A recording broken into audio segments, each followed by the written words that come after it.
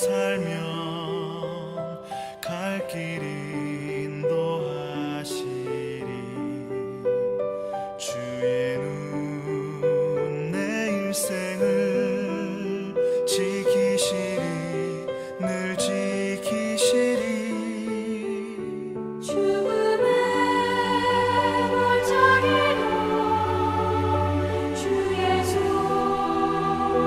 굳게 잡고 담대하게 나아가며 밝은 아침 보게 되리. 주 앞에 소리를 높여 그 사랑 찬양하리. 온 땅에 주의 사랑 전파하리라. 외치리라.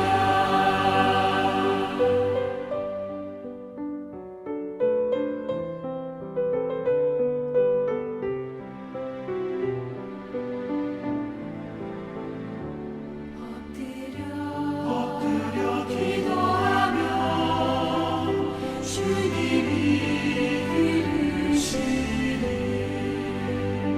모든 것 협력하여 선하게 이루어지리라. 내 곁에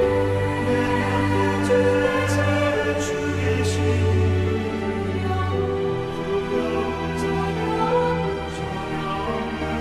주님 나를 사랑하니 세상이 감당 못하네.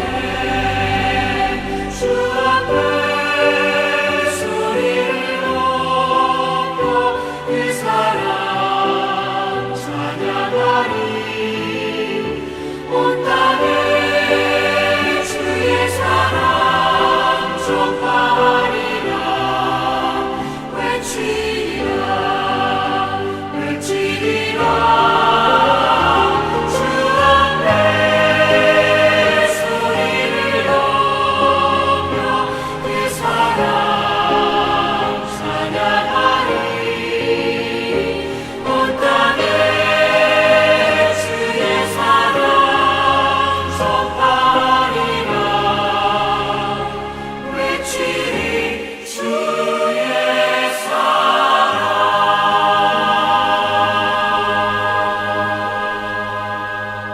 오늘 함께 묵상할 말씀은 로마서 6장 1절로 14절 말씀입니다. 1절. 그런즉 우리가 무슨 말을 하리요?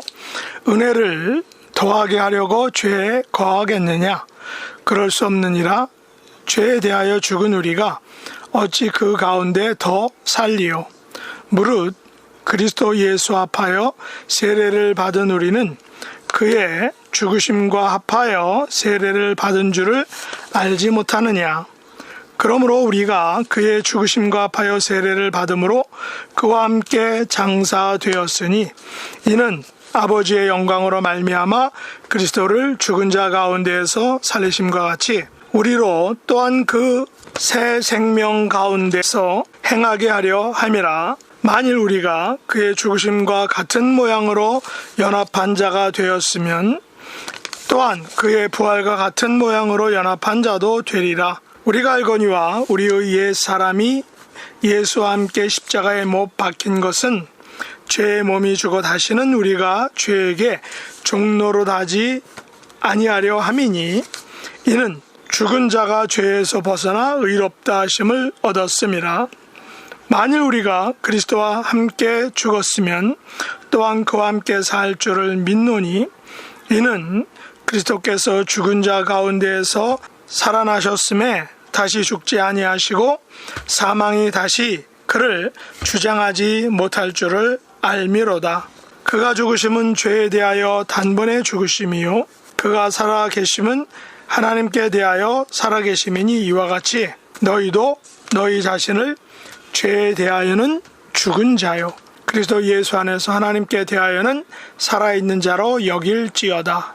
그러므로 너희는 죄가 너희 죽을 몸을 지배하지 못하게 하여 몸의 사욕에 순종하지 말고 또한 너희 지체를 불의의 무기로 죄에게 내주지 말고 오직 너희 자신을 죽은 자 가운데에서 다시 살아난 자같이 하나님께 드리며 너희 지체를 의의 무기로 하나님께 드리라.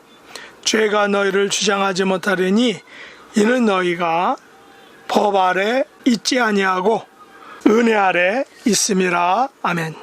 오늘 말씀의 제목은 은혜 아래 있는 자입니다.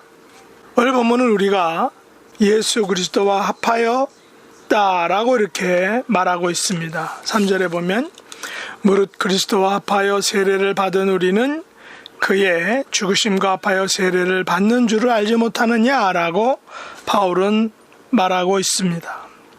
이 말을 쉽게 말하면 예수님의 죽음과 살아나심이 곧 나의 죽음과 살아남을 의미한다는 것입니다. 바울은 우리가 예수 그리스도를 영접하고 믿는 것은 곧 예수님의 죽으심과 부활에 대하여 우리가 참여한다라는 것을 의미하는 것입니다. 예수님께서 십자가에서 죽으시고 3일 만에 새 생명으로 부활하셨듯이 우리도 예수님의 죽음과 부활에 동참한다라고 말하는 것입니다. 5절에 보면 바울은 합하여란 그 용어 대신에 연합한 자로 표현하고 있습니다. 5절을 다시 보시면 만일 우리가 그의 죽으심과 같은 모양으로 연합한 자가 되었으면 또한 그의 부활과 같은 모양으로 연합한 자도 되리라 라고 말합니다. 합하여와 같은 모양으로 연합한 자가 된다라는 말은 예수 그리스도의 의가 우리에게 전가되는 것을 의미하는 것입니다. 전가되는 것은 다른 말로 하면 덧입혀지는 것입니다. 바울에 의하면 우리의 옛사람이 예수님과 함께 십자가에 못 박힌 것은 우리로 하여금 다시는 죄에게 종노를 하지 않게 하기 위함이다 라고 말하였습니다. 예수님께서 우리 대신 십자가에서 죄에 대하여 죽으심으로 우리를 죄에서 벗어나 의롭다 하심을 얻게 해 주신 것입니다. 이것은 우리로 하여금 다시는 죄에게 종노릇하지 않도록 하기 위함이다 라고 바울이 말합니다. 이것은 죄가 우리를 다시는 주장하지 못하게 하시기 위함이다 라고 바울이 말합니다. 이것을 바울은 11절에서 이렇게 또 표현하고 있습니다. 11절 보시면 이와 같이 너희도 너희 자신을 죄에 대하여는 죽은 자요 그리스도 예수 안에서 하나님께 대하여는 살아있는 자로 여길지어다 라고 말합니다. 우리가 죄에 대하여는 죽은 자가 되어야 함은 다시는 죄에게 종노릇하지 않기 위해서다 라는 것입니다. 오직 우리는 그리스도 예수 안에서 하나님께 대하여 신실한 그리고 살아있는 자로 살아야 하는 것입니다. 바울에 의하면 이런 삶은 첫째, 우리의 지체를 불의의 무기로 죄에게 내주지 않는 삶을 의미합니다. 둘째, 우리 자신을 하나님께 드리되 우리의 지체를 의의 무기로 하나님께 드리는 삶을 살아야 하는 것입니다. 여기서 바울은 우리의 지체에 대해 매우 걱정하고 있습니다. 염려하고 있습니다. 사실 우리가 예수 그리스도를 영접하고 믿음으로 살아간더라도 우리의 지체는 계속해서 우리의 죄성을 드러내려고 합니다. 비록 우리가 그리스도 예수와 합하여 세례를 받고 예수 그리스도의 십자가의 죽으심과 부활에 같은 모양으로 연합한 자이지만 우리 속에는 아직도 여전히 우리의 지체는 불의의 무기가 되려는 강한 욕구와 충동을 가지고 있는 것입니다. 우리가 예수 그리스도의 십자가 부활을 덧입어 예수 그리스도와 합하여 가지고 연합한 자가 되었지만 아직도 우리의 지체는 우리의 속사람은 죄의 영향력을 받으며 살아간다는 것입니다. 죄는 아직도 우리의 지체를 따고 들어와서 우리를 불의의 무기로 사용하려는 것입니다. 우리가 의의 무기로 하나님께 드리는 삶을 살지 못하도록 방해하고 우리를 유혹하는 것입니다. 그런데 바울은 여기서 우리의 지체가 불의의 무기로 죄에게 내주는 대표적인 일을 설명해 주고 있습니다. 그것은 예수 그리스도 합하여 죽으심과 부활과 같은 모양으로 연합한 자된 우리가 은혜 아래 있지 않고 법 아래 있으려고 하기 때문이다 라는 것입니다. 쉽게 말하면 우리가 구원을 받은 것은 우리 조상들이 잘 믿어서도 아닙니다. 우리가 잘나서도 아니고 우리의 물질이 많아서도 그 많은 물질을 하나님께 드려서도 될 수 없는 것입니다. 심지어 주일학교 찬양 가사에도 있듯이 지혜로도 돈으로도 명예로도 권세로도 착해도 갈 수 없는 것입니다. 오직 믿음으로 갈 수 있는 나라입니다.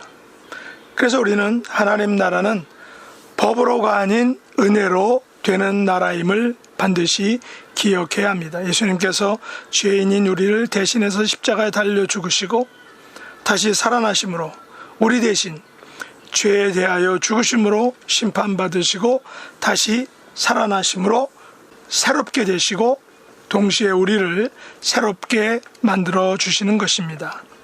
이 같은 은혜가 예수 그리스도를 통하여 우리에게 임한 것입니다. 이것은 율법을 잘 지켜서가 아닌 오직 예수 그리스도의 은혜로 되는 것입니다. 만일 우리가 법 아래 있다면 우리의 열심과 노력과 물질로 말미암아 제사함과 새 생명을 얻었다면 이것은 은혜가 아닌 법으로 되는 것입니다. 사실 바울 자신도 예수님을 만나기 전에는 법 아래 사는 삶을 살았습니다. 그러나 예수님을 만나고부터 법이 아닌 은혜 아래 있는 자의 삶을 살았던 것입니다. 법 아래 사는 삶은 어떤 모습일까요? 은혜 아래 사는 삶은 어떤 모습일까요? 우리의 남은 삶을 사도 바울처럼 오직 은혜 아래 살아가는 복된 삶의 주인공들이 되시기를 예수님의 이름으로 축복합니다. 기도하겠습니다. 하나님 아버지, 저희들은 법 아래 살았습니다. 죄 아래 살았습니다.